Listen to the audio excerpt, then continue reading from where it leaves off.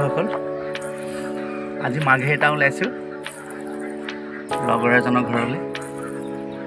লগৰজনৰ ল'ৰা বিয়া আমন্ত্ৰণ পাইছিলোঁ, তাকে ওলাইছোঁ। বতৰ ঠাণ্ডা যদিও ভাল লাগিছে, এনেকুৱা বতৰ ভাল লাগিব যায়। বন্ধুক 33 বছৰ মূৰত লগ পাম আজি। মহান নাহৰকটীয়া ৰোডত আহি আছোঁ বন্ধুসকল। এয়া মহান নাহৰকটীয়া ৰোড। নাহৰকটীয়ালৈ আৰু 15 কিলোমিটাৰমান আছে ইয়াৰ পৰা। এয়া আহি আছোঁ, নাহৰকটীয়া টাউনত সোমাইছোঁ। এয়া নাহৰকটীয়া টাউন গৈ আছোঁ আমি আমাৰ মেট্ৰ'স্থলীলৈ।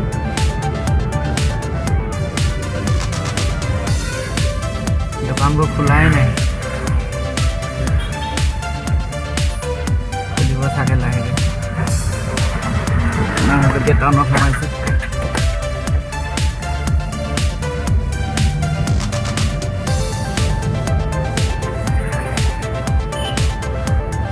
পাম্পত সোমাইছোঁ পেট্ৰল ল'বৰ কাৰণে।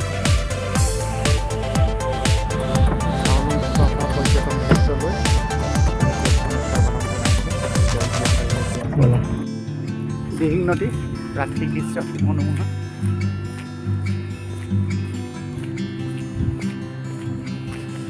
নেপকো ৱাটাৰ ছাপ্লাই দিয়ে নেপকোলৈ। নেপকো দলং, সুন্দৰ প্ৰাকৃতিক দৃশ্য। দিহিং নৈ, ইয়াৰ বহুত ভিতৰৰ পৰা আৰম্ভ হৈছে দিহিং নৈখন। দিহিং নৈ পাইছোঁ আমি।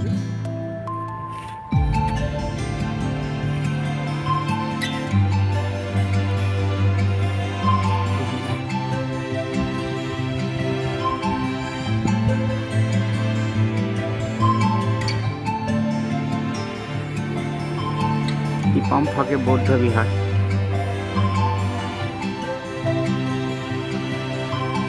ডিগবৈ দুলীয়াজান ৰোড। আমি এতিয়া ডিগবৈ দুলীয়াজান ৰোডত আহি আছোঁ। বৰষুণ দিছে কাৰণে নামি পিনি ভিডিঅ' কৰিবলৈ অসুবিধা হৈছে আমাৰ কাৰণে। গাড়ীৰ ভিতৰৰ পৰা দেখুৱাইছোঁ আপোনালোকক।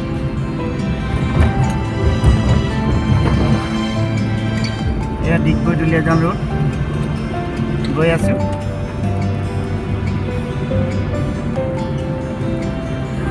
কিছু দূৰ পাছত আমি ভাদৈ পাচলি পাম।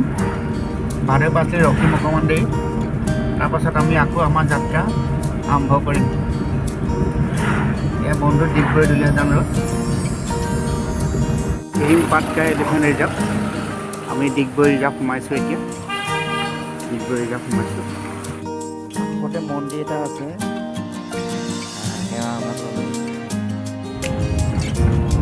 আমি ৰিজাৰ্ভত সোমালোঁ। ইয়াৰ পৰা ৰিজাৰ্ভখন ডিগবৈলৈকে 20 কিলোমিটাৰ আছে। সম্পূৰ্ণ 20 কিলোমিটাৰ এখন ৰিজাৰ্ভ। ইয়াৰ মাজেদি আমি এতিয়া আহি আছোঁ। ইয়াৰ ৰিজাৰ্ভ গৈ আছোঁ।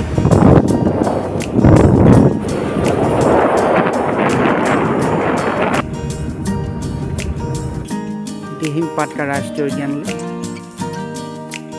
ৰাস্তা যাব পাৰি।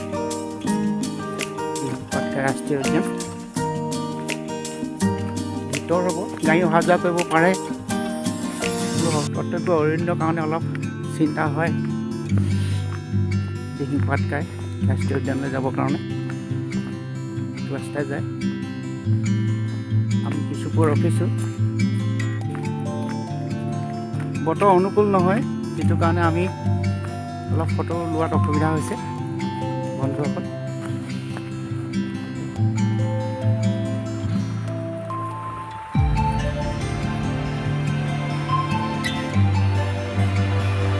ৰাস্তাই দিহিং পাটকাই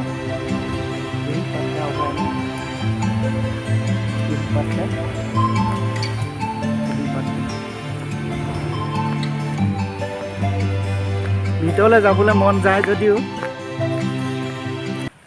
বিশেষভাৱে বতৰ অনুকূল নহয়। বান্দৰ দুটা দেখিছোঁ।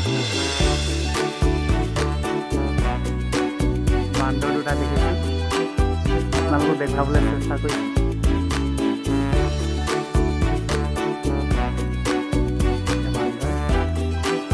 বিভিন্ন ধৰণৰ প্ৰাণী আছে ইয়াত, বান্দৰ, বাঘ,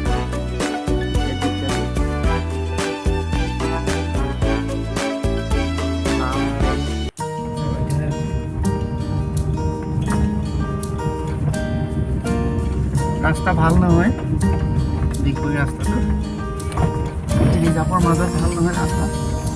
আমাৰ সৰু গাড়ী এনেকৈ গৈ আছোঁ অৰণ্য মাজে। বতৰ কিছু ভাল হৈছে।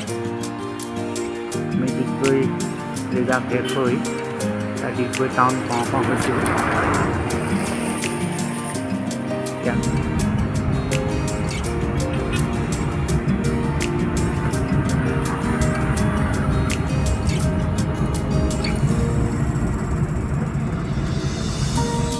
বন্ধুপুত্ৰলৈ উপহাৰ দি লওঁ বুলি দোকানত সোমালোঁ। অকল ডিগবৈ এৰি আমি এতিয়া মাৰ্ঘেৰিটালৈ আহি আছোঁ। ষ্টিলৱে পথে আহিছোঁ। দ্বিতীয় বিশ্বযুদ্ধত বনাইছিল এইটো পথ, জোচেফ ষ্টিলে বনাইছিল, সেইকাৰণে ষ্টিলৱে বুলি কোৱা হয়।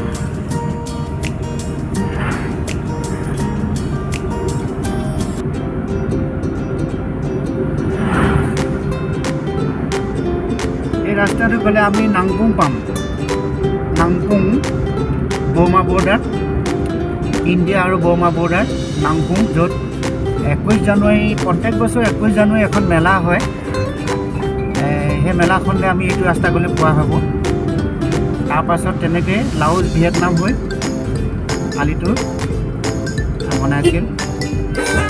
এয়া মোৰ পুৰণি বন্ধু মীন বাহাদুৰ লিম্বু, মীন বাহাদুৰ ল'ৰা বিয়া আহিলোঁ মই টিংখাঙৰ পৰা।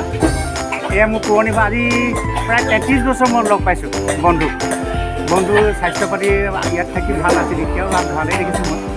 এয়া মোৰ বন্ধু মীন বাহাদুৰ লিম্বু। আমি দুয়ো একেলগে এজেগাত আছিলোঁ।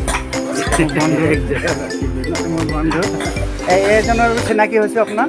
এখেতে হ'ল নমস্কাৰ, মোৰ নাম টেক বাহাদুৰ তামাং। টেক বাহাদুৰ তামাং। এখেতে